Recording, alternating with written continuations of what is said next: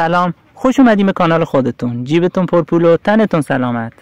فیلمی در ژانر هنرهای رزمی ووشیا محصول سال 2002 چینه. بازیگرایی مثل جت لی و دنیل توی اون نقش آفرینی کردن. فیلم قهرمان در مورد فردی بی‌نام و نشانه. بعد از اینکه امپراتوری چین مورد سوء قصد قرار میگیره، برای دفاع از امپراتوری 3 دشمن اصلی امپراتور رو به قتل میرسونه.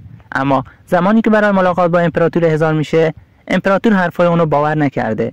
بهتر این فیلمو اگه ندیدی از دستش ندی. تاریخ انتشار 24 اکتبر 2002 و مدت زمانش 99 دقیقه است. این فیلم نقدهای مثبتی از منتقدان دریافت کرده و اولین فیلم چینی زبان بوده که در صدر گیشه آمریکا قرار گرفت، جایی که 2 هفته متوالی توی اون موند و در نهایت بیش از 53 میلیون دلار در ایالات متحده و همچنین بیش از 177 میلیون دلار در سراسر جهان فروش داشت. برای حمایت و دلگرمی من کانالمو دنبال کن و یه قلب خوشگل برام کامنت کن.